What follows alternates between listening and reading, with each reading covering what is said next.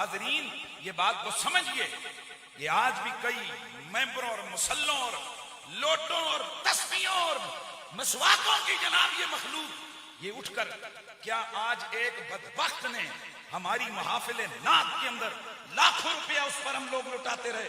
کیا اس نے 7 محرم الحرام کو ضد کے ساتھ، آل محمد کے بغض کے ساتھ اس نے اپنے بیٹے کی شادیاں نہیں رچائی؟ بیٹے اور بیٹے کی شادیاں نہیں کی؟ اور کراچی کے ایک بدبخت ناتخان نے، اویس رضا قادری جسے کہتے ہیں، کہتے جی مجبوری، تیری بیٹی بھاگ رہی تھی کہ اگر مہینہ رک جاتی۔ مجھے آج ایک مفتی صاحب کا جملہ بڑا چنگا لگا، انہوں نے کہا جن کو خطرہ ہو کہ تی بننا ٹپ ویسی، وہ تو 10 محرم کو بھی کرنے مجبوری ہے، اور جن کو پتا ہو کہ میری بیٹی شرم و حیا کا پیکر ہے، وہ مہینہ گزار کے شادی کر لو۔ یعنی زید بازی میں ایک ہوتی ہے کوئی خاص مجبوری، وہ ایک الگ بات ہے، یہ کوئی صرف نکاح شرن ایجاب قبول، اور ایک ہے باقاعدہ طور پہ بھڑکیلے کپڑے پہنو اور جناب محفلیں رکھو اور شادیوں کا جشن مناؤ۔ اور سنو، تم احمد رضا کی جوتی کے خاک کے برابر بھی نہیں ہو، اور تم اس لائن پہ ہی نہیں ہو جس لائن پہ احمد رضا کھڑے تھے۔ الحمدللہ رب العالمین والصلاة والسلام علی سید الانبیاء والمرسلین، اما بعد فاعوذ باللہ من الشیطان الرجیم، بسم اللہ الرحمن الرحیم، السلام علیکم ورحمۃ اللہ تعالی وبرکاتہ۔ اس وقت میں اپنے سنی مسلمان بھائیوں سے مخاطب ہوں۔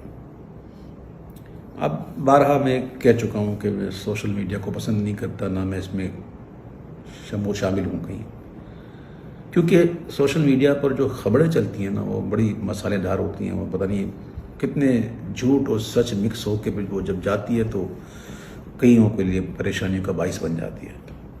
تو میں اپنا یہ اخلاقی فرض سمجھتے ہوئے اور اپنا ایمانی تقاضا سمجھتے ہوئے کچھ وضاحتیں آپ کے سامنے پیش کرتا ہوں۔ نہ مجھے کسی نے کہا ہے، نہ مجھے کسی نے کوئی پریشر کیا ہے، یہ میرا اپنا ذاتی فیصلہ ہے۔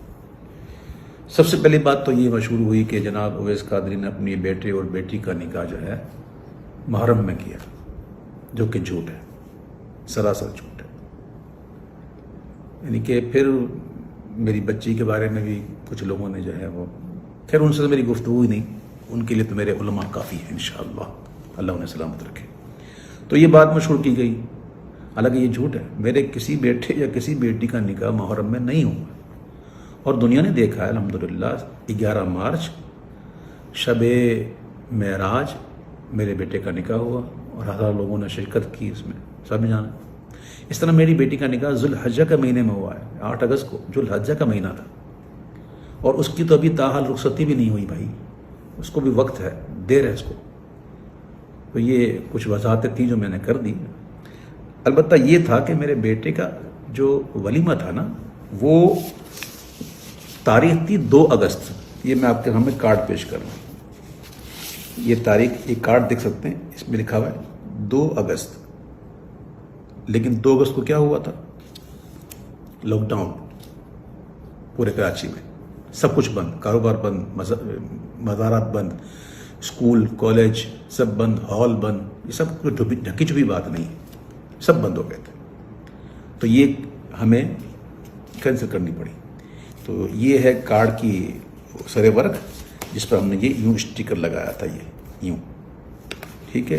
اس کے اندر پھر کارڈ ہے، اور وہ کارڈ بھی آپ کو دکھائی دوں تاکہ ان لوگوں کی زبانیں بند ہوں جو معاذ اللہ مجھے کہتے ہیں میں نے، معاذ اللہ سما معاذ اللہ، مجھے کہہ رہے کہ میں نے جان بوجھ کر جو ہے وہ اس مہینے میں رکھی ہے۔ استغفر اللہ ربی من کل ذنب واتوب الیہ۔ یہ دیکھیں، یہ کارڈ نیا چھپا ہے۔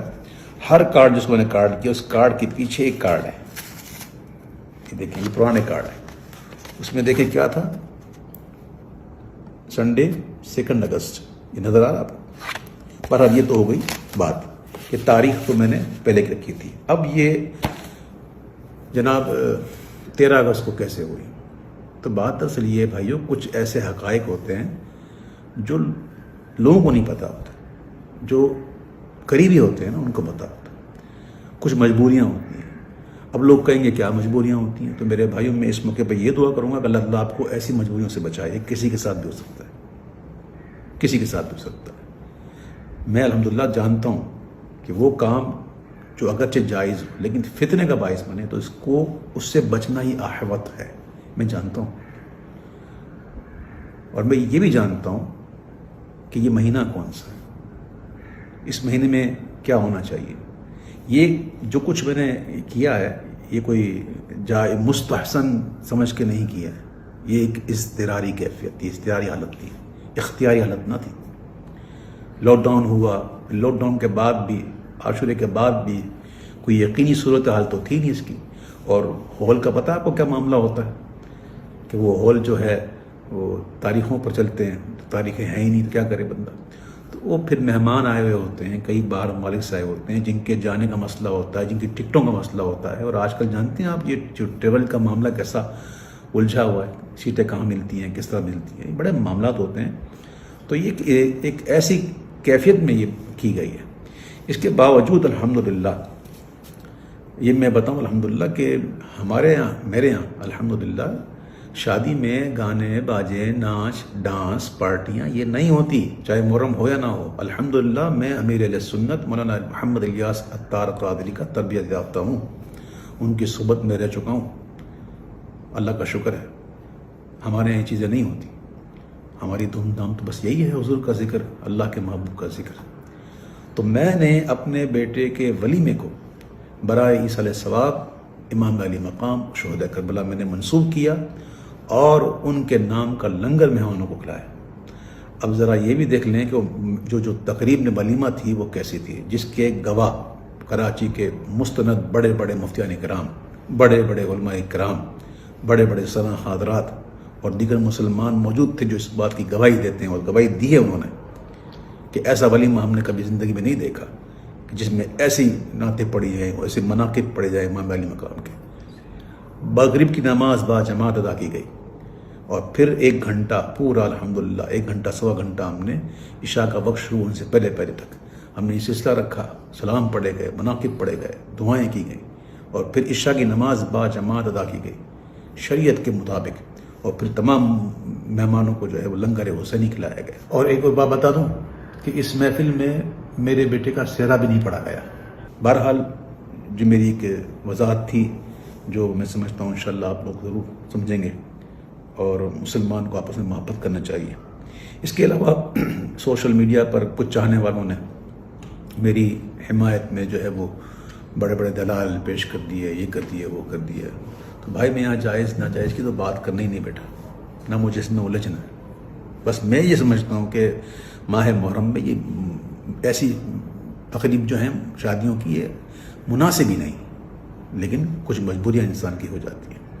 ہر سنی کا دل امام علی مقام کی محبت سے لبریز ہے، اور کربلا میں جو ان کے ساتھ ظلم و ستم ہوا اس پر دل مغموم ہے، اور یہ دل مغموم صرف محرم میں ہی نہیں ہوتا، یہ جب بھی ان کی یاد آ جائے۔ کیا آپ نے نہیں دیکھی کہ محفل میں میں منقب پڑھتے پڑھتے کیا مجھ پر دقت نہیں ہوتی؟ وہ کون سا محرم ہوتا ہے؟ تو بہرحال الحمدللہ اللہ کا شکر ہے کہ ہمارے دل میں ان کی محبت ہے۔ سید اعلیٰ حضرت کہتے ہیں کہ جس کے دل میں غم نہ ہونا ان کا، تو اس کو یہ غم ہونا چاہیے کہ غم ہے کیوں نہیں۔ تو اللہ کا شکر ہے کہ ہم اس ماحول میں پلے بڑے ہیں جہاں الحمدللہ اہل بیت کی محبت لائی جاتی ہے۔ تو میں عرض کر رہا تھا کہ میرے کئی سنی بھائیوں نے جو ہے ماشاءاللہ محبت میں آ کر بڑی معاملات کیے، تو میں ان سے ہاتھ جوڑ کر عرض کرتا ہوں کہ برائے مدینہ کسی قسم کی اس قسم کی کوئی تقریر یا کوئی آپ نہ کریں، آپ کی بڑی مہربانی۔ میں سادات کا ایک ادنا غلام ہوں، میں ان کے در کا ادنا فقیر ہوں، میری اپنی کوئی عزت نہیں، میں ایک ذلیل انسان ہوں، میری جتنی عزتیں ہیں سب ان کے نالین کے صدقے میں، حضور کے نالین کے صدقے میں۔ تو سادات کرام یقیناً اس قسم کی جو بناوٹی خبریں سن کر ان کے دل پر تو ناگوار گزرا ہوگا، اور انہوں نے جذبات میں آ کر باتیں بھی کی ہوں گی، ان کا قصور بھی نہیں ہے اس میں۔ اب میں نے حقیقت واضح کر دی، اور امید ہے انشاءاللہ یہ سادات جن گھرانے کے وارث ہیں نا، جن گھرانے کے یہ منسوب ہیں، ان کی تو گھرانے کی شان ہی درگزر کرنا ہے، تو یہ اپنے اس فقیر کو انشاءاللہ ضرور درگزر کریں گے. میری وجہ سے آپ کی دل آزاری ہوئی یا کسی کی بھی آزاری ہوئی تو میں ہاتھ جوڑ کے آپ سے معافی چاہتا ہوں. مجھے معاف کیجیے گا.